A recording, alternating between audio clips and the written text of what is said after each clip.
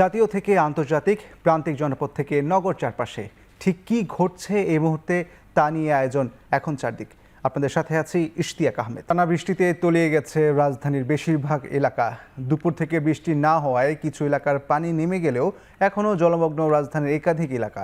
জলাবদ্ধতার পাশাপাশি যানজট ভোগান্তি বাড়িয়েছে পথচারীদের। ভাটা পড়েছে বিভিন্ন এলাকার ব্যবসা বাণিজ্য ক্ষেত্রেও। রোববার সন্ধ্যা পর্যন্ত নিউ মার্কেট, আরামবাগ, পান্থপথ, মিরপুর 10, বনানী সহ বেশ কয়েকটি এলাকায় জলাবদ্ধতা দেখা গেছে। স্থানীয়দের অভিযোগ, নামমাত্র সংস্কারের দায় সারে কর্তৃপক্ষ। এতে বছরের পর বছর মুক্তি মেলে না এমন ভোগান্তি থেকে। কেউ কেউ দায় চাপাচ্ছে জনসচেতনতার উপর। এদিকে জলমগ্নতার এমন ভোগান্তিতে ভাটা পড়েছে নিউ মার্কেট সহ বিভিন্ন এলাকার ব্যবসা বাণিজ্যেও।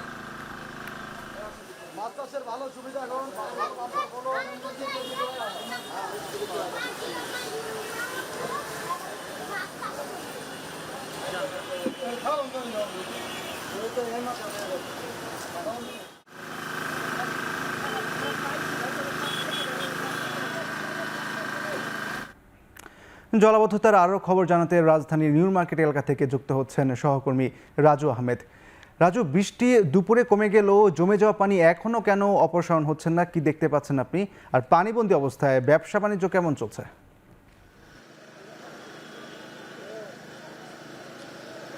প্রথমে জানিয়ে রাখতে চাই যে দুপুর পর্যন্ত কিন্তু বৃষ্টি হয়েছে রাজধানীতে এবং সকালে 97 মিলিমিটার বৃষ্টিপাত ঢাকা রাজধানীতে রেকর্ড করা হয়েছে। দুপুর থেকে এখন পর্যন্ত বৃষ্টি না হলেও জলমগ্নতার যে চিত্র সেটি কিন্তু খুব একটা পরিবর্তন হয়নি। বেশ কিছু এলাকা থেকে পানি নেমে গেলেও বেশিরভাগ এলাকায় পানি এখনও হাঁটু সমান আছে। কিছু কিছু এলাকায় যেখানে কোমর সমান ছিল সেই পানির পরিবর্তন হয়ে এখন হাঁটু সমান এসেছে। আমরা এই পানি কমে না যাওয়ার পেছনে কারণ খোঁজার চেষ্টা করেছি, যেটি আমরা পেয়েছি বিশেষ করে ড্রেনের মুখগুলো যেগুলো রয়েছে সেগুলো কিন্তু বিভিন্ন পলিথিন, ময়লা আবর্জনা দিয়ে বন্ধ রয়েছে। সেই কারণে পানি নিষ্কাশনের যে ব্যবস্থা সেটি একেবারে নাজুক।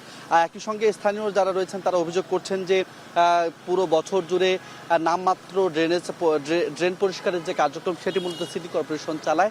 আর এতে করে পরিপূর্ণভাবে ড্রেনের যে গর্ভ সেটি কিন্তু পরিষ্কার হয় না। এতে করে যখন বৃষ্টি হয় তখন যে পানির চাপ আছে সেটি ড্রেন বা যে পানি নিষ্কাশনের ব্যবস্থা সেটি আসলে নিতে পারে না। কেউ কেউ আবার আমাদের কাছে অভিযোগ করেছেন যে ব্যক্তি সচেতনতার অভাব রয়েছে। যত্রতত্র ময়লা ফেলা, পলিথিন ফেলানো যে বিষয়গুলো রয়েছে এগুলোর কারণে মূলত পানি কমে না যাওয়ার যে ব্যাপার সেগুলো আমরা লক্ষ্য করেছি। সেই সঙ্গে একটু জানিয়ে রাখতে চাই যে রাজধানীর বেশ কয়েকটি এলাকা আমরা ঘুরে এসেছি, বিশেষ করে ফুটপাতে যারা ব্যবসা করেন এবং যে সকল এলাকায় পানি জমে গিয়েছে সেই সকল এলাকার ব্যবসায়ী যারা রয়েছেন তাদের ব্যবসা বাণিজ্য অনেকটাই ভাটা পড়েছে। কেউ কেউ দোকান খোলেন নেই, কেউ কেউ কারো দোকানে পানি জমে গেছে, আবার কারো পণ্য ভিজে গিয়েছে। এই যে ভোগান্তি, এই ভোগান্তি চিত্র আসলে বছর পর বছর পরিবর্তন হয় না। বারবার নানাভাবে আবেদন করা, নানাভাবে আন্দোলন করে আসলে এই যে জলাবদ্ধতা থেকে মুক্তি না মেলার যে আক্ষেপ সেটি কিন্তু ব্যবসায়ীরা আমাদেরকে জানিয়েছেন। আর সেই সঙ্গে যেহেতু বিভিন্ন এলাকায় পানি জমে গিয়েছে, রাস্তাঘাটে মানুষজন যেহেতু কর্মস্থল থেকে এখন বাড়িতে ফিরছে, সেই জায়গা থেকে কিন্তু বেশ কিছু এলাকায় আমরা যানজটের চিত্র দেখেছি। এই যানজট এবং এই জলাবদ্ধতা দুটি মিলিয়ে ভোগান্তি একেবারে চরমে গিয়ে ঠেকেছে বলে কিন্তু কেউ কেউ অভিযোগ করেছেন। আর সার্বিকভাবে যদি বলতে চাই যে এখনও রাজধানীর পান্থপথ, নিউ মার্কেট, আরামবাগ, মালিবাগ সহ বিভিন্ন এলাকার জলাবদ্ধতার চিত্র আমরা দেখেছি। জলাবদ্ধতার যে ভয়াবহতা সেটিও কিন্তু লক্ষ্য করা গেছে। অর্থাৎ এখানে স্থানীয় এবং ব্যবসায়ী যারা রয়েছেন তারা দাবি করেছেন দ্রুত সময়ের মধ্যে যেন ডেল্টা প্রকল্পের মাধ্যমে ঢাকা শহরের ড্রেনেজ ব্যবস্থা উন্নত করা হয়, আধুনিক প্রকল্প গ্রহণ করে এই জলাবদ্ধতা থেকে যেন নগরীকে মুক্তি দেওয়া হয়, সেই দাবি কিন্তু মূলত তারা জানিয়েছেন। এই ছিল এখন পর্যন্ত নিউ মার্কেট থেকে আমার কাছে সর্বশেষ। টানা বৃষ্টিতে তলিয়ে গেছে রাজধানীর অনেক এলাকা। রাজধানীর নিউ মার্কেট এলাকা থেকে জলাবদ্ধতার সার্বিক পরিস্থিতি জানাচ্ছিলেন রাজু আহমেদ। এদিকে নতুন করে ভারী বর্ষণে চট্টগ্রামের কিছু এলাকায় আবারও পানি বাড়তে শুরু করেছে। ভোর থেকে ভারী বর্ষণে ডুবেছে নগরীর অধিকাংশ নিচু এলাকা। এদিকে কক্সবাজারেও ভোর থেকে মুষলধারে বৃষ্টি হচ্ছে। টানা দুদিন পর শনিবার চট্টগ্রাম অঞ্চলের বন্যা পরিস্থিতির কিছুটা উন্নতি হলেও রোববার ভোর থেকে নতুন করে শুরু হওয়া ভারী বর্ষণ ফের উদ্বেগ বাড়িয়েছে। অনেক নিচু এলাকায় আবারও পানি বাড়তে শুরু করায় ভর করেছে নতুন আতঙ্ক। ভোর থেকে ভারী বর্ষণে ডুবেছে নগরের অধিকাংশ নিচু এলাকা। রাঙ্গামাটিতে পাহাড় ধসের চরম সংখ্যার মাঝেই বাঘাইছড়ির পর ডুবছে বিলাইছড়ি ও বরকলের নিম্নাঞ্চল। রাঙ্গুনিয়ার শিলক এলাকায় পাহাড়ি ঢলে বেইলি সেতু ধসে পড়ায় রাঙ্গামাটির সাথে বান্দরবানের সড়ক যোগাযোগ সম্পূর্ণ বন্ধ রয়েছে। এদিকে 7 দিনের টানা বর্ষণ শেষে বান্দরবান সদরে পানি কিছুটা কমতে শুরু করেছে, তবে সাঙ্গু, মাতামুহুরী ও বাঁকখালী নদীর পানি এখনও বিপদসীমার উপরে। এদিকে কক্সবাজারে বন্যার পানি ধীর গতিতে নামলেও কাটেনি জনদুর্ভোগ। চকরিয়া, পেকুয়া ও মাতামুহুরী সহ 10টি উপজেলার অন্তত 150টি গ্রাম এখনও প্লাবিত, পানিবন্দী প্রায় 3 লাখ মানুষ। আমার ব্যবসা বাণিজ্য সব পানিতে তলায় গেছে। এখানে অবশিষ্ট বলতে আর কিছু নাই, মানুষ গরু ছাগল নিয়ে খুবই মানবতার জীবন যাপন করতেছে। পানি এখন আরো বৃদ্ধি পেয়েছে। এখন আমাদের এখানে বিশেষ করে ঔষধের প্রয়োজন। হাজার হাজার ফ্যামিলি, এখন সরকারিভাবে কোনো ত্রাণ আসে নাই। 1 মাসের প্রায় বৃষ্টিপাতের 80% এই 7 দিনের সময়ের মধ্যে হয়েছে। কক্সবাজার জেলায় আমাদের 71টি ইউনিয়নের মধ্যে প্রায় 69টি ইউনিয়নই ক্ষতিগ্রস্ত, প্রায় 2 থেকে 2.5 লক্ষ লোক পানিবন্দী আছে। বৃষ্টি হলেই তলিয়ে যায় দেশের উত্তর পূর্বাঞ্চল। কয়েকদিনের ভারী বৃষ্টি আর পাহাড়ি ঢলে মৌলভীবাজার, হবিগঞ্জ, সুনামগঞ্জে পানিবন্দী লক্ষাধিক মানুষ। কম বন্যাতেই ফসল আর অবকাঠামোগত ক্ষতির পাশাপাশি নানান সংকটে পড়েন ভাটি এলাকার মানুষ। চলতি বন্যায় শুধু হবিগঞ্জেই কৃষি, মৎস্য ও অবকাঠামোগত ক্ষতি প্রায় 100 কোটি টাকা ছাড়িয়ে যাবে বলে ধারণা করা হচ্ছে। গত 3 দিনের বন্যায় হবিগঞ্জের খোয়াই নদীর ভয়াল রূপ কিংবা মৌলভীবাজারের মনু আর ধলাই নদীর বিধ্বংসী আচরণে বিপর্যস্ত ছিল লাখো মানুষ। এসব এলাকায় নদীর প্রতিরক্ষা বাঁধ ভেঙে ঢুকে পড়ে জলের স্রোত। কিছু বুঝে ওঠার আগেই তলিয়ে যায় 2 জেলার বেশ কয়েকটি এলাকার রাস্তাঘাট, ঘরবাড়ি কিংবা ফসলি জমি। এদিকে মৌলভীবাজারের বন্যা দুর্গত এলাকাগুলোর পানি নামতে শুরু করার সাথে সাথে ক্ষয়ক্ষতি বেরিয়ে আসছে। এ জেলায় 248 হেক্টর আমন, 86.50 হেক্টর আমনের বীজতলা ও 64.50 হেক্টর জমির সবজি ক্ষতিগ্রস্ত হয়েছে। 3,500 বসতবাড়ি, 82 কিলোমিটার সড়ক, 5টি সেতু, কালভার্ট ক্ষতিগ্রস্ত হয়েছে। এদিকে ত্রাণ কার্যক্রম প্রয়োজনের তুলনায় অপ্রতুল বলে অভিযোগ স্থানীয়দের। তবে প্রশাসনের দাবি, বন্যার্তদের পাশে থেকে সব ধরনের সহযোগিতা করছেন তারা। আমরা 4-5 দিন পানি বন্দি, এই পর্যন্ত সরকারের থেকে কোনো সাহায্য পাইছি না। আসলে প্রকল্প থেকে সর্বপ্রথম আমাদের টিউন স্যার আমরা নিজে এসে দিয়ে গেছি। আশ্রয়ের সংখ্যা বাড়ছে, তাদেরকে আমরা শুকনো খাবার, চাল, ডাল, চিনি, লবণ, তেল এগুলো আমরা সরবরাহ করছি। অতীতের মতো এখন এবারও জেলা প্রশাসন এবং উপজেলা প্রশাসন সবাই প্রস্তুত আছে দুর্যোগ নিয়ে, এবং পাশাপাশি আমাদের প্রয়োজনে যে আর্মি দরকার হয় তারাও বলেছে যে আমরা ডাকলে তারাও আসবে। জুলাইয়ের শুরু থেকেই দেশ জুড়ে বৃষ্টিপাতের প্রবণতা বেড়েছে।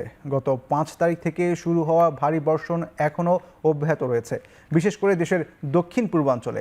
রাজধানী ঢাকাতেও রেকর্ড করা হয়েছে 82 মিলিমিটার বৃষ্টিপাত। আবহাওয়া অধিদপ্তর বলছে, আগামী 48 ঘন্টা কম বেশি এই বৃষ্টিপাত অব্যাহত থাকবে। আর আগামী 24 ঘন্টায় ঢাকা, রংপুর, রাজশাহী ও সিলেট সহ দেশের বিভিন্ন স্থানে অতি ভারী বর্ষণ হতে পারে বলে সতর্ক করা হয়েছে। আজকে ভোর 6টা থেকে দুপুর 12টা পর্যন্ত ঢাকাতে 82 মিলিমিটার বৃষ্টিপাত রেকর্ড করা হয়েছে। বর্তমানে যে অবস্থা দেখা যাচ্ছে, এই বৃষ্টিপাতটা কিন্তু যে ভারী বা অতি ভারী বৃষ্টি আগামী 48 ঘন্টা কম বেশি থাকবে, এবং এই ভারী বর্ষার আশঙ্কা কিন্তু আজকে দুপুর 12টা থেকে পরবর্তী 24 ঘন্টার জন্য আমরা রংপুর, রাজশাহী, ময়মনসিংহ, সিলেট, ঢাকা এবং চট্টগ্রাম বিভাগের কোথাও কোথাও ভারী থেকে অতি ভারী বর্ষণের সতর্কতা জারি করেছে। অতিবৃষ্টির কারণে সৃষ্ট পরিস্থিতি মোকাবেলায় সর্বোচ্চ সতর্কতা ও সমন্বয়ের সঙ্গে কাজ করতে সংশ্লিষ্ট সংস্থা ও মাঠ প্রশাসনকে নির্দেশ দিয়েছেন প্রধানমন্ত্রী তারেক রহমান। বলেন, বন্যা ও জলাবদ্ধতায় ক্ষতিগ্রস্ত মানুষের জীবন সম্পদ রক্ষা সহ দ্রুত ত্রাণ ও চিকিৎসা সেবা নিশ্চিত করতে হবে। রোববার দুপুরে সচিবালয়ে প্রধানমন্ত্রীর কার্যালয়ে অনলাইনে 8 বিভাগীয় কমিশনার, পুলিশের ডিআইজি, ডিসি সহ মাঠ প্রশাসনের কর্মকর্তাদের সঙ্গে বৈঠক করেন প্রধানমন্ত্রী তারেক রহমান। এ সময় প্রধানমন্ত্রী বলেন, দুর্যোগপূর্ণ পরিস্থিতিতে মানুষের জীবন ও সম্পদ রক্ষাই প্রশাসনের সর্বোচ্চ অগ্রাধিকার। এক্ষেত্রে কোনো ধরনের গাফিলতির সুযোগ নেই বলে মন্তব্য করেন তিনি। ক্ষতিগ্রস্ত মানুষের কাছে দ্রুত ত্রাণ সামগ্রী, শুকনো খাবার, বিশুদ্ধ খাবার পানি, শিশু খাদ্য, প্রয়োজনীয় ওষুধ এবং চিকিৎসা সেবা পৌঁছে দিতে নির্দেশ দেন প্রধানমন্ত্রী। একই সঙ্গে আশ্রয় কেন্দ্রগুলোতে নিরাপদ পরিবেশ, পর্যাপ্ত স্যানিটেশন ব্যবস্থা, বিদ্যুৎ ও যোগাযোগ সুবিধা সচল রাখার উপর গুরুত্ব আরোপ করেন তিনি।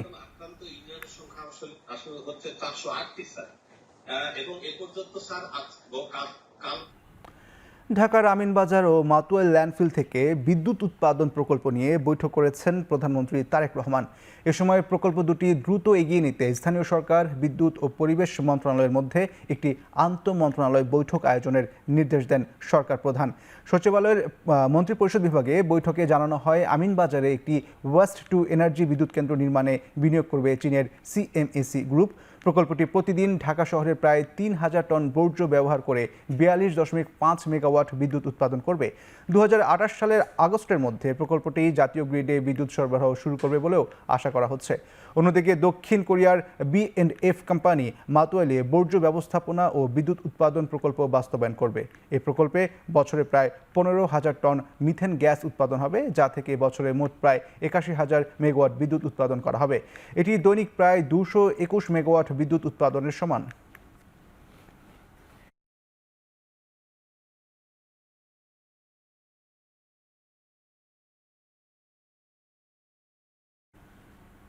শেখ হাসিনার স্বাধীনভাবে দেশে ফিরে আত্মসমর্পণের সুযোগ নেই জানিয়ে চিফ প্রসিকিউটর আমিনুল ইসলাম বলেছেন, তিনি দেশে আসলেই গ্রেপ্তার করে কারাগারে নেওয়া হবে।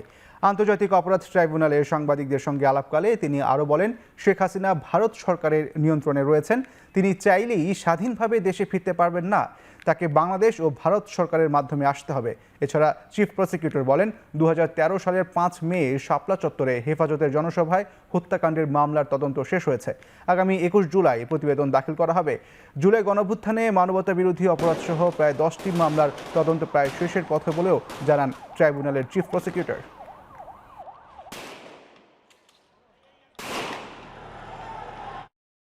সাবেক প্রধানমন্ত্রী শেখ হাসিনা তিনি জুলাই অভ্যুত্থানে তার একটা command responsibility, superior command responsibility আছে এবং সেই দায় থেকে তার একবার একটা শাস্তি হয়েছে। এর বাইরেও যেমন ধরেন শাপলা চত্বর হত্যা মামলায় তার একটা সুপিরিয়র কমান্ড রেসপন্সিবিলিটি আছে, তার ব্যক্তিগত দায়ও আছে। তিনি তো এখানে দণ্ডপ্রাপ্ত, তিনি ভারতে নির্বাসনে, ভারত সরকার তাকে দিতে পারে, ভারত সরকার তাকে নাও দিতে পারে। তো উনি স্বাধীনভাবে এসে আত্মসমর্পণ করবেন এই সুযোগ আমার মনে হয় যে এটা ঠিক না। মুজিব বর্ষের নামে বিভিন্ন কর্মসূচিতে ৯৮২ কোটি টাকা অপচয় করেছে তৎকালীন আওয়ামী লীগ সরকার। সংসদ অধিবেশনে রংপুর ৩ আসনের সংসদ সদস্য মাহবুবুর রহমান বেলারের প্রশ্নের জবাবে একথা জানান অর্থমন্ত্রী আমির খসরু মাহমুদ চৌধুরী। একই সাথে সংসদ সদস্য রুমিন ফারহানার প্রশ্নের উত্তরে অর্থমন্ত্রী বলেন, ঋণ খেলাপির দায়ে এস আলম ও বেক্সিমকো সহ বেশ কিছু গ্রুপের বিরুদ্ধে অনেকগুলো মামলা হয়েছে এবং সেগুলোর তদন্ত চলমান। এ সময় আর্থিক খাতে শৃঙ্খলাকে বর্তমান সরকার অগ্রাধিকার দিচ্ছে জানিয়ে আরও বলেন, শেয়ার বাজারে ঊর্ধ্বগতি দেখা গেছে বলেই দেশের মানুষের পাশাপাশি উন্নয়ন সহযোগীদের আস্থা ফিরেছে। এছাড়া কর হার নেটওয়ার্ক বাড়াতে ভোগান্তি ছাড়া ফ্ল্যাট রেটে কর প্রদানের ব্যবস্থা নেওয়া হবে বলেও জানান অর্থমন্ত্রী।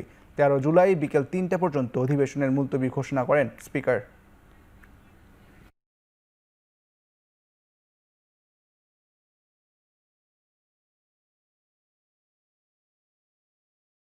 মুজিব বর্ষ পালন উপলক্ষে প্রতিটি জেলা উপজেলায় বিভিন্ন ধরনের কর্মসূচি বাস্তবায়ন এবং শেখ মুজিবের ছবি ও বেদি তৈরি, বিভিন্ন সরকারি অফিসে ব্রোঞ্জ, তামা, মার্বেল পাথরের মূর্তি বানাইতে এবং রাষ্ট্রীয়ভাবে সময় গণনার ডিজিটাল বোর্ড তৈরিতে সকল মন্ত্রণালয় বিভাগ সর্বমোট ৯৮২ কোটি ৯১,৭৪,০০০ কোটি টাকা ব্যয় করেছে মাননীয় স্পিকার। চট্টগ্রামে বন্যায় সরকার যথেষ্ট তৎপরতা দেখাচ্ছে না বলে মন্তব্য করেছেন এনসিপির আহ্বায়ক ও বিরোধী দলীয় চিফ হুইপ নাহিদ ইসলাম। দুপুরে চট্টগ্রামে বন্যা পরিস্থিতি পরিদর্শন ও ত্রাণ বিতরণের সময় এসব কথা বলেন তিনি। আরও বলেন, চট্টগ্রামের অনেক মন্ত্রী প্রতিমন্ত্রী আছেন, বন্যা মোকাবেলায় তাদেরও কোনো তৎপরতা দেখা যাচ্ছে না। সরকারকে আরও বেশি তৎপর হওয়ার আহ্বান জানান নাহিদ ইসলাম। এ সময় এনসিপির দক্ষিণাঞ্চলীয় মুখ্য সংগঠক হাসনাত আবদুল্লাহ সহ কেন্দ্রীয় ও স্থানীয় নেতারা উপস্থিত ছিলেন।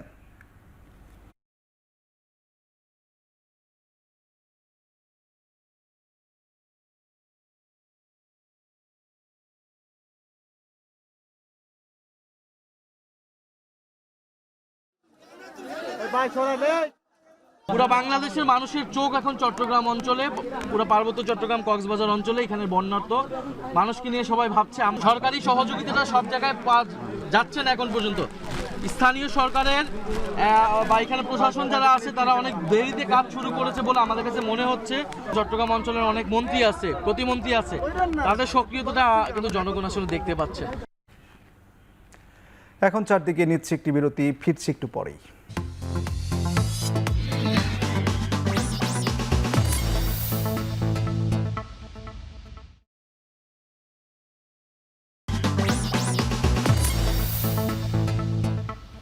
বিরতির পর ফিরে এলাম, আপনারা দেখছেন এখন চারদিক। অর্থমন্ত্রী আমির খসরু মাহমুদ চৌধুরী বলেছেন, IMF এর আগের ঋণ কর্মসূচি থেকে সরে এসে জনগণের স্বার্থে নতুন করে ঋণ কর্মসূচিতে যুক্ত হতে চায় সরকার। আওয়ামী সরকার যে ঋণ কর্মসূচি নিয়েছিল তা জনগণের স্বার্থ সুরক্ষা হয়নি বলেও মন্তব্য করেন তিনি। অর্থ মন্ত্রণালয়ে সাংবাদিকদের প্রশ্নের জবাবে অর্থমন্ত্রী বলেন, IMF এ আগের কিস্তির টাকা পাওয়া নিয়ে চিন্তা নেই, দেশের বিনিয়োগ বাড়াতে ভিসা নীতির পরিবর্তন দরকার বলেও জানান তিনি। এর আগে IMF মিশন প্রধান ইভো ক্রুজনারের নেতৃত্বে প্রতিনিধি দল নতুন ঋণ কর্মসূচির সম্ভাব্যতা যাচাই, অর্থনৈতিক সংস্কার ও সামষ্টিক পরিস্থিতি নিয়ে অর্থ সচিবের সঙ্গে বৈঠক করে। এদিন অর্থমন্ত্রীর সঙ্গে বৈঠক হওয়ার কথা থাকলেও সাবেক স্পিকার ব্যারিস্টার জমির উদ্দিন সরকারের জানাজার কারণে বৈঠকটি বাতিল হয়। 2023 সালে IMF এর অনুমোদিত পূর্ববর্তী ঋণ কর্মসূচির কিছু অংশ এখনও বকেয়া রয়েছে। অর্থ ছাড় নিয়ে প্রায় 1 বছর আলোচনা চললেও শেষ পর্যন্ত সেই অর্থ ছাড় হয়নি। তবে নতুন করে IMF এর কাছে 3 বছরের জন্য প্রায় $450 কোটি নতুন ঋণ কর্মসূচিতে যুক্ত হতে চায় সরকার।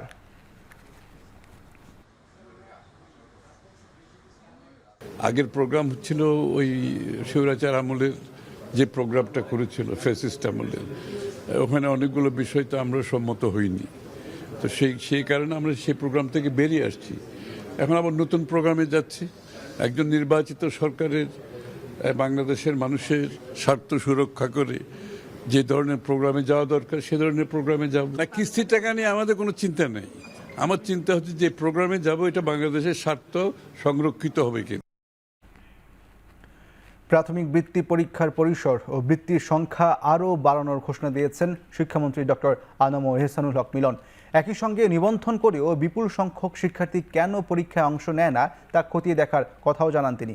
আন্তর্জাতিক মাতৃভাষা ইনস্টিটিউটে 2025 সালের প্রাথমিক বৃত্তি পরীক্ষার ফল প্রকাশ অনুষ্ঠানে শিক্ষামন্ত্রী জানান, চলতি বছরের এপ্রিলে অনুষ্ঠিত পরীক্ষায় নিবন্ধন করেও প্রায় 34.89% শিক্ষার্থী অংশ নেয়নি।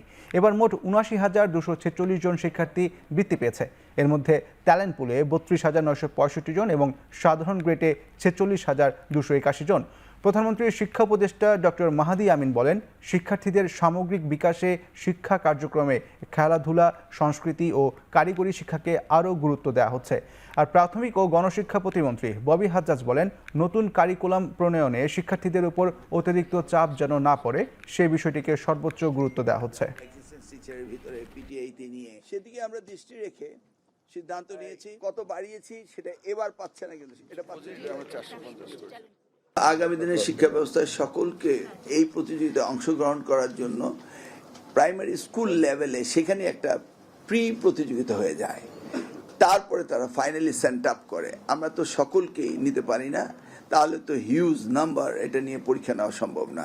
ইতিমধ্যে মাননীয় প্রধানমন্ত্রীর নির্দেশনায় আমরা সিদ্ধান্ত নিয়েছি প্রতি বছর বৃত্তি পরীক্ষায় অংশগ্রহণকারী শিক্ষার্থীর সংখ্যা যেন আমরা বাড়াতে পারি, বৃত্তিপ্রাপ্ত শিক্ষার্থীদের সংখ্যা যেন আমরা অনেকটুকু বাড়াতে পারি এবং প্রতি মাসে তারা যে বৃত্তি পায় সেটি পরিমাণটুকু বাড়াতে পারি। ট্যালেন্ট পুলে এককালীন 225 থেকে আমরা বৃদ্ধি করে ডাবল করে 450 করছি এবং মাসিকটা 300 থেকে 600 করছি। একই সাথে সাধারণটাও 225 থেকে আমরা ডাবল করে 450 করছি। গত 5 মাসে নতুন সরকারের নেয়া নানা উদ্যোগ প্রশংসনীয় বলে মন্তব্য করেছেন রাষ্ট্রপতি মোহাম্মদ শাহাবুদ্দিন। তিনি আশা করেন স্বাস্থ্যসেবা মানুষের দোরগোড়ায় নিতে সক্ষম হবে এই সরকার। রোববার সকালে রাজধানীর ওসমানী স্মৃতি মিলনায়তনে জনসংখ্যা দিবস উপলক্ষে আলোচনায় রাষ্ট্রপতি আরও বলেন, জনসংখ্যা ব্যবস্থাপনা শুধু পরিবার পরিকল্পনা বা স্বাস্থ্য খাতের বিষয় নয়, এটিকে অর্থনৈতিক উন্নয়ন, সুশাসন, সামাজিক স্থিতিশীলতা এবং টেকসই ভবিষ্যৎ নির্মাণের অবিচ্ছেদ্য অংশ বলে উল্লেখ করেন তিনি।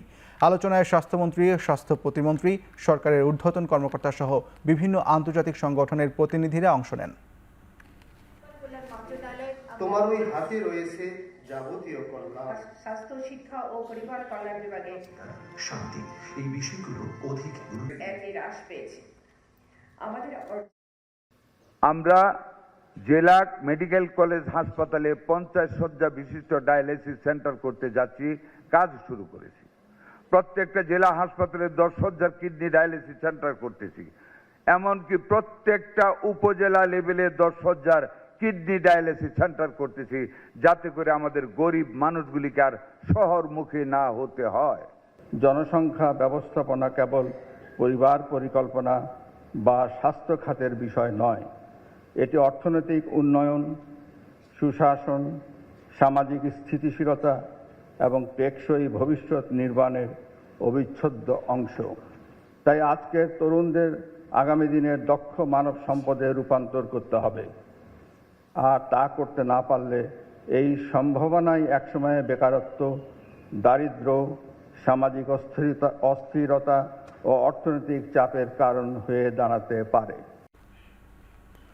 রোববার সকাল 8টা পর্যন্ত হাম ও হামের উপসর্গে আরও 5 শিশুর মৃত্যু হয়েছে। রোববার স্বাস্থ্য অধিদপ্তরের পাঠানো এক সংবাদ বিজ্ঞপ্তিতে এই তথ্য জানানো হয়। গেল 15 মার্চ থেকে এখন পর্যন্ত মোট মৃত্যু দাঁড়িয়েছে 758 জনে।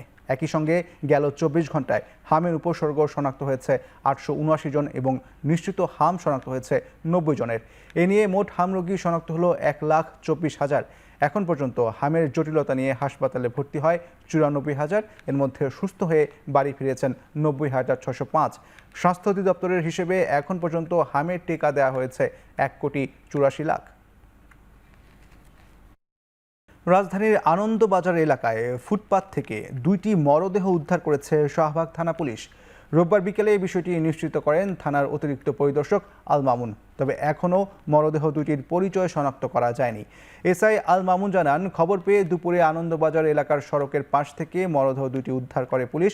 পরে ঢাকা মেডিকেল কলেজ হাসপাতালের মর্গে পাঠানো হয়।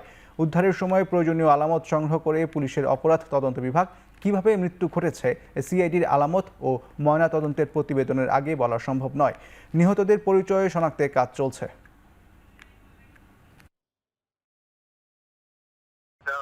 হিসাবে উদ্ধার হয়েছে, ফুটপাতে পড়েছিল বৃষ্টির মধ্যে। আমরা বৃষ্টির মধ্যে উদ্ধার করে হাসপাতালে নিচ্ছি। হাসপাতাল থেকে মৃত ঘোষণার পরে আমরা 2টা অপমৃত্যুর রেকর্ড করছি, অপমৃত্যু মামলা। সিআইডি ফরেনসিক বিভাগ এসে তাদের ফিঙ্গারপ্রিন্ট নিয়ে 2 জনের 2টা ঠিকানা পাওয়া, ঠিকানা বলতে শুধু থানার নাম পাওয়া গেছে, বংশালার মতিঝিল। নাটোরে মা ও শিশু কল্যাণ কেন্দ্রে চিকিৎসক ও নার্সের অবহেলায় শিশু মৃত্যুর অভিযোগে বিক্ষুব্ধ স্বজন ও জনতার হামলার শিকার হয়েছেন পরিবার পরিকল্পনা কর্মকর্তা। এ সময় হাসপাতালে ভাঙচুর চালায় স্বজনেরা। পুলিশ জানায়, শনিবার নাটোর সদর উপজেলার আগদিঘা গ্রামের রিকশা চালক তার অন্তঃসত্ত্বা স্ত্রীকে নিয়ে শহরের মা ও শিশু কল্যাণ কেন্দ্রে যান। কর্তব্যরত চিকিৎসক পরীক্ষা নিরীক্ষা করে বাচ্চা সুস্থ রয়েছে বলে তাদের বাড়ি পাঠিয়ে দেন। সকালে ওই প্রসূতির ব্যথা শুরু হলে তাকে আবারও ওই কেন্দ্রে নেওয়া হয়। পরিবারের অভিযোগ, দীর্ঘ সময়ের অবহেলায় সন্তান গর্ভেই মারা যায়। পরে স্বাভাবিক ডেলিভারির মাধ্যমে মৃত সন্তানের জন্ম হয়। এই ঘটনায় রোগীর স্বজনরা ক্ষুব্ধ হয়ে উঠলে পালিয়ে যায় পরিদর্শিকা ইতি রানী। পরে ভারপ্রাপ্ত সহকারী পরিবার পরিকল্পনা কর্মকর্তা ডক্টর শাহাবুজ্জামান ঘটনাস্থলে গেলে উত্তেজিত জনতা তাকে মারধর করে। পরে পুলিশ গিয়ে পরিস্থিতি নিয়ন্ত্রণে নেয়।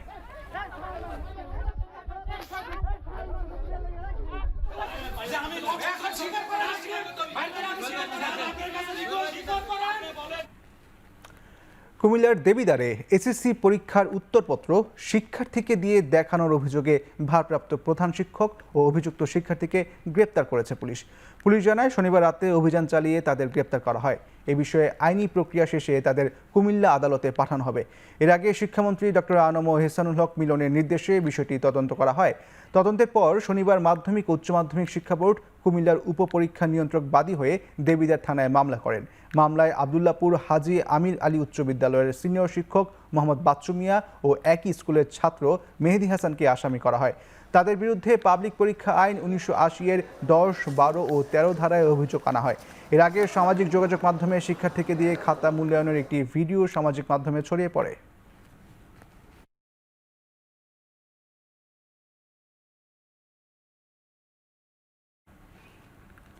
নরসিংদীর রায়পুরায় মেথিকান্দা রেল স্টেশনের পরিচ্ছন্নতা কর্মী ববি বেগম হত্যা ও টাকা লুটের মামলায় গ্রেপ্তার 5 আসামিকে 3 দিনের রিমান্ড মঞ্জুর করেছেন আদালত। নরসিংদীর আদালতে তাদের হাজির করে 7 দিনের রিমান্ড আবেদন করেন মামলার তদন্তকারী কর্মকর্তা দিলীপ চন্দ্র সরকার। শুনানি শেষে আদালত 3 দিনের রিমান্ড মঞ্জুর করেন। এর আগে রেলওয়ে থানা পুলিশ, রেলওয়ে ডিবি ও র্যাবের যৌথ অভিযানে নরসিংদী ও ব্রাহ্মণবাড়িয়ার বিভিন্ন এলাকা থেকে 5 জনকে গ্রেপ্তার করা হয়। গত 4 জুলাই দুর্বৃত্তদের হামলায় গুরুতর আহত হন মেথিকান্দা রেল স্টেশনের পরিচ্ছন্নতা কর্মী ববি বেগম। চিকিৎসাধীন অবস্থায় 7 জুলাই তার মৃত্যু হলে হত্যা ও টাকা লুটের ঘটনায় মামলা করা হয়।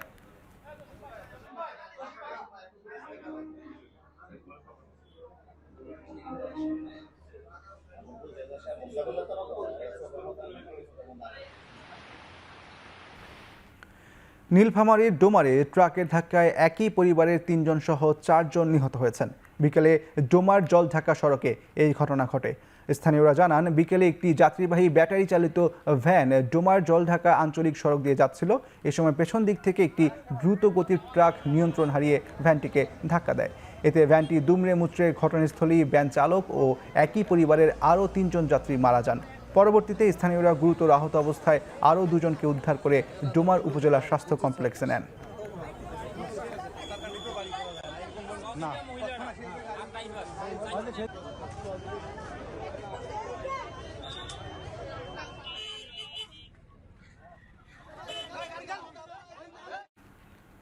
এখন চারদিকে নিচ্ছে আরও একটি বিরতি, ফিরছি একটু পরেই।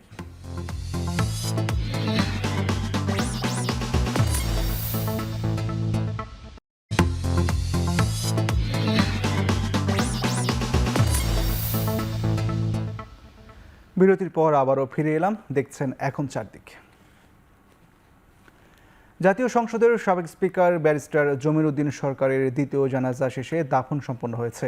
বিকেল 5টায় সংসদ ভবনের দক্ষিণ প্লাজায় অনুষ্ঠিত জানাজায় অংশ নেন প্রধানমন্ত্রী তারেক রহমান।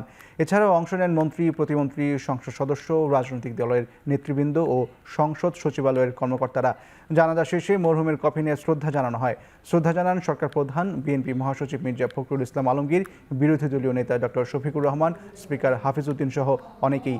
বৈরী আবহাওয়ার কারণে মরদেহ পঞ্চগড়ে নেওয়া সম্ভব না হওয়ায় সংসদ প্রাঙ্গণের নির্ধারিত চত্বরে সমাহিত করা হয় ব্যারিস্টার জমির উদ্দিন সরকারকে।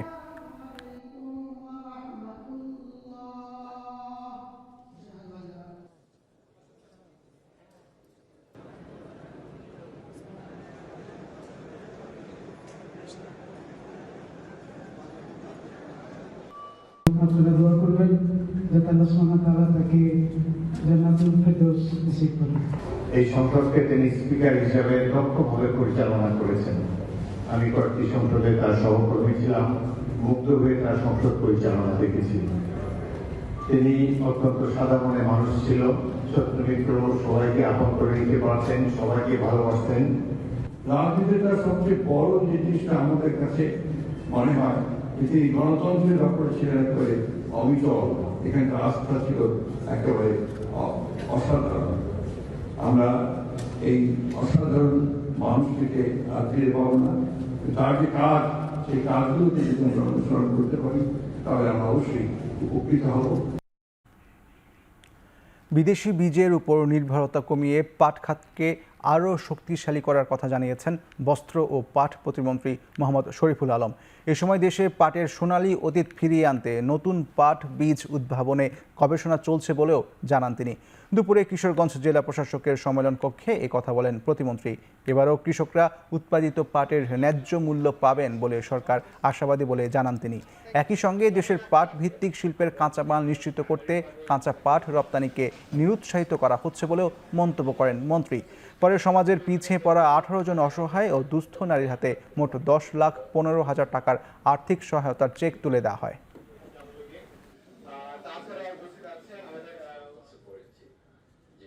আমাদের যে তুষার 9 যে বীজটা আছে সেটাকে আমরা গবেষণা করে আমরা সেই সমপর্যায়ে নেওয়ার জন্য, যাতে বিদেশি বীজের উপর আমাদের নির্ভর হতে না হয়। অবশ্যই কিশোরগঞ্জের এই সমস্যাটা আমরা দেখব। জাতীয় পর্যায়ে বীজের যে সমস্যা, এটার লংজিভিটি, এটা জাগ দেওয়ার জন্য আমাদের বীজটা 120 দিন লাগে, ইন্ডিয়ার বীজটা 100 দিন লাগে। যাতে আমরা 100 দিনের মধ্যে আমাদের বীজটার জাগ দেওয়া বা পচন ধরানোর জন্য প্রক্রিয়াজাত করতে পারি, এই বীজ উৎপাদন করার জন্য আমরা ইতিমধ্যে প্রকল্প গ্রহণ করেছি। Bangladesh army university of science and technology সৈয়দপুরে পঞ্চমবারের মতো আয়োজিত হলো BAUST ক্যারিয়ার কার্নিভাল। BAUST সৈয়দপুরের মাননীয় উপাচার্য ব্রিগেডিয়ার জেনারেল মোহাম্মদ মোবারক হোসেন মজুমদার সকালে কার্নিভালের উদ্বোধন করেন। ক্যারিয়ার কার্নিভালে দেশের খ্যাতনামা প্রতিষ্ঠান প্রাণ, RFL, নোয়া, ক্যারিয়ার হাব, ব্যাকসহ 12টি প্রতিষ্ঠান অংশগ্রহণ করে। কার্নিভালে 200 শতাধিক শিক্ষার্থী তাদের সিভি নিয়ে ইন্টারভিউতে অংশ নেয়। চাকরিদাতা স্বনামধন্য কিছু বড় কোম্পানিকে একসাথে পেয়ে শিক্ষার্থীরা বিশ্ববিদ্যালয় কর্তৃপক্ষের নিকট কৃতজ্ঞতা প্রকাশ করেন। এই ধরনের আয়োজন তাদের ক্যারিয়ার ডেভেলপমেন্টের জন্য বিশেষভাবে সহায়ক বলে শিক্ষার্থীরা মত প্রকাশ করে। BAUST ক্যারিয়ার কার্নিভালের বেভারেজ পার্টনার প্রাণ, মিডিয়া পার্টনার এখন টিভি, প্রথম আলো ও দৈনিক ইত্তেফাক।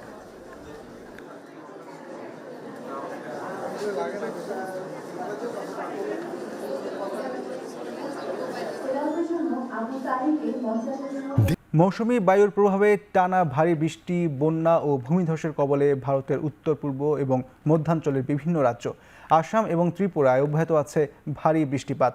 এছাড়াও দিল্লি, মহারাষ্ট্র ও গুজরাটে আকস্মিক বন্যা এবং জলাবদ্ধতার জেরে বিঘ্নিত জনজীবন। ভারী বৃষ্টিপাত অব্যাহত আছে পশ্চিমবঙ্গেও। ভারতের আবহাওয়া অফিসের পূর্বাভাস আগামী কয়েকদিন হিমাচল প্রদেশ, উত্তরাখণ্ড, উত্তরপ্রদেশ ও মেঘালয়ে অতি ভারী বৃষ্টিপাত অব্যাহত থাকবে। এদিকে চীনের পূর্বাঞ্চলীয় তাইঝৌ উপকূলে আঘাত এনেছে শক্তিশালী টাইফুন বাভি।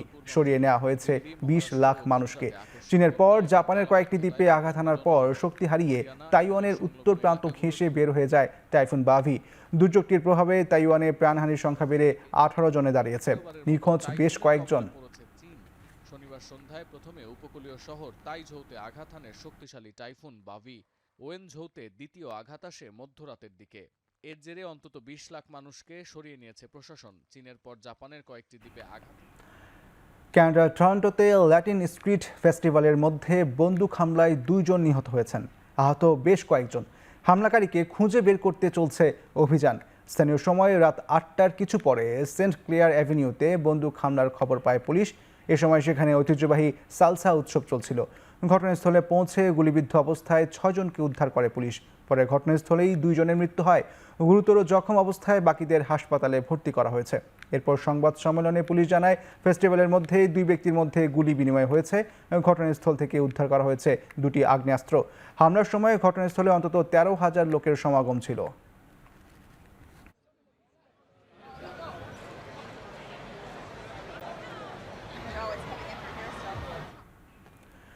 হরমুজ ঘিরে ফের পাল্টাপাল্টি সংঘাতে লিপ্ত যুক্তরাষ্ট্র, ইরান। তেহরানের বন্দর ও সামরিক অবকাঠামো লক্ষ্য করে যুক্তরাষ্ট্রের হামলার জবাবে কাতার, কুয়েত, ওমান সহ মধ্যপ্রাচ্যের কয়েকটি দেশে অবস্থিত মার্কিন ঘাঁটিতে পাল্টা হামলা চালিয়েছে IRGC। তেহরানের হামলায় কাতারে 3 বেসামরিক মানুষ আহত হয়েছেন। এছাড়াও সমুদ্রে জাহাজ চলাচলে সাময়িক নিষেধাজ্ঞা আরোপ করেছে কাতার। এর আগে ইরানের রাষ্ট্রীয় সংবাদ মাধ্যম জানায়, স্থানীয় সময় শনিবার দিনগত রাতে বন্দর আব্বাস, সিরিক, চাবাহার, বন্দর ইদেইর এবং আসালুয়েতে বিস্ফোরণের শব্দ শোনা গেছে। হামলা ঠেকাতে আকাশ প্রতিরক্ষা ব্যবস্থা সচল করেছে ইরান। পাশাপাশি সবশেষ হামলার প্রতিক্রিয়ায় সাময়িকভাবে হরমুজ বন্ধের ঘোষণা করেছে ইরানের বিপ্লবী গার্ড কর্পস। আর বাঘের গালিবাফের স্পষ্ট বার্তা, একতরফা চুক্তির যুগ শেষ, প্রতিশ্রুতি রক্ষা না করলে চড়া মূল্য দিতে হবে। বিপরীতে মার্কিন সেন্ট্রাল কমান্ডের দাবি, হরমুজে আন্তর্জাতিক বাণিজ্যিক জাহাজের নিরাপত্তা নিশ্চিত করতে এই সুনির্দিষ্ট হামলাগুলো চালানো হচ্ছে।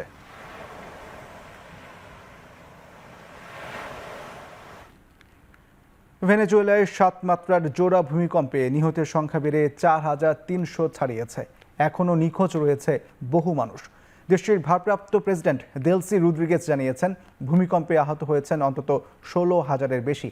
উদ্ধার করা হয়েছে প্রায় 6,500। ঘরবাড়ি হারিয়েছে অন্তত 18,000 মানুষ। তাদের জন্য অস্থায়ী ক্যাম্পের ব্যবস্থা করেছে দেশটির সরকার। গেল 24 জুন ভয়াবহ 2টি ভূমিকম্প হয় ভেনেজুয়েলায়। এরপর প্রায় 1200 আফটার শক রেকর্ড হয় দেশটিতে।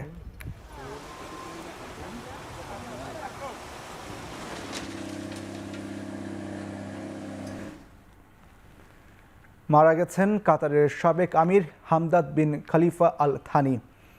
মৃত্যুর সময় তার বয়স হয়েছিল 74 বছর। 1995 থেকে 2013 সাল পর্যন্ত কাতারের পুনর্গঠনে গুরুত্বপূর্ণ ভূমিকা রাখেন তিনি। তার শাসনকালে কাতারের স্থায়ী সংবিধানের প্রবর্তন হয় এবং নারীরা ভোটে অংশ নেওয়ার সুযোগ পান। অর্থনৈতিক, সামাজিক ও সাংস্কৃতিক ক্ষেত্রে ব্যাপক উন্নয়ন হয় কাতারের। প্রশংসা কুড়ান আন্তর্জাতিক মহলের। 2013 সালে ছেলে Sheikh Tamim bin Hamad Al থানিকে ক্ষমতা হস্তান্তর করে অবসরে যান বর্ষিয়ান এই নেতা। তার মৃত্যুতে শোক জানিয়েছে দোহায় অবস্থিত বাংলাদেশ দূতাবাস।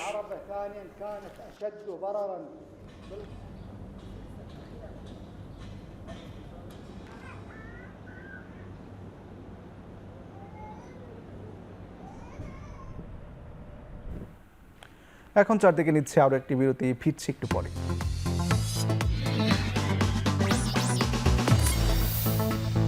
শেষ করছি এখন চারদিক।